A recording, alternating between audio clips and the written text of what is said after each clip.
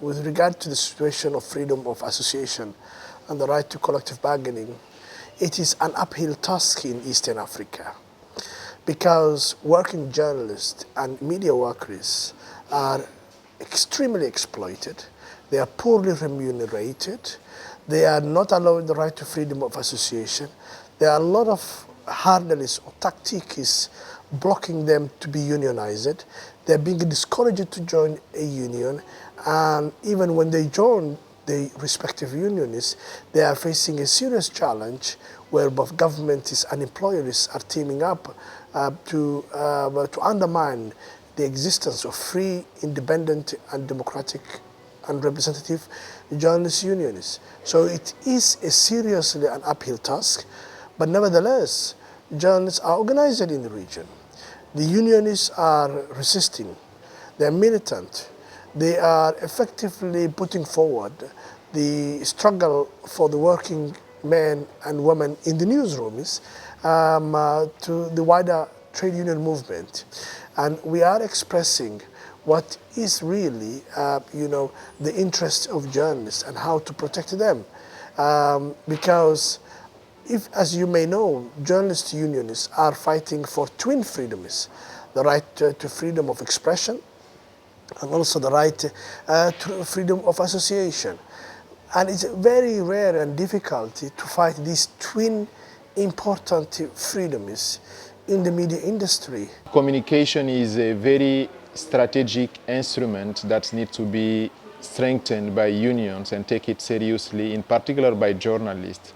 There are two reasons behind. One, it is how to mobilize their members, how to make sure that members will be engaged to implement the different objectives that the unions would like to implement. I think communication is very helpful on that. And second element that I would like to mention is the question of reputation, influence, and also image of the unions themselves. How to make sure that communication can help unions to be more effective by next to decision makers, and also how to be more effective with opinion leaders, but also with the public opinion in general. This is why I think the activity that we are organizing here is very relevant. There's so much potential that is there in terms of the national centers and the other union working with the journalist union. For me, I'm just thinking, how can we, how can I go back and see what kind of, relationship, what kind of, joint activities can we have with the journalists union? Why am I saying this? I'm saying this because the trade union does so much. It does a lot of things that people do not, know, people do not understand. And also people have even forgotten the role that the trade union movement, particularly in East Africa, played with regards to fighting for the independence of this country. And these stories can only be told by the journalist. These stories can only be told by the media union. So I think it's giving me, a lesson that, yes, we organize within sectors, but for us to even, beat the digital economy, for us to even, beat the now globalized work environment, we need to actually build some solidarity action together. And the journalist union is at the center of changing the narrative that is happening now. So the domestic workers union cannot work in silo. For you to hear the harsh condition that these domestic workers are working in Saudi Arabia or in Doha, you have to link up with the journalist union to be able to tell this story. For you to, talk about, the good work that some unions are doing in terms of protecting workers' rights, this story can only be told by the journalist union. But it cannot, they cannot tell the story well if they are also in harsh conditions and living in harsh conditions. So I think it's time for us to see how we can build solidarity, not just across the border, but within the sector unions that we are organizing in East Africa. As we've heard over the past couple of days, a lot of challenges that journalist unions are facing, not least the safety and security of journalists when they're carrying out their job.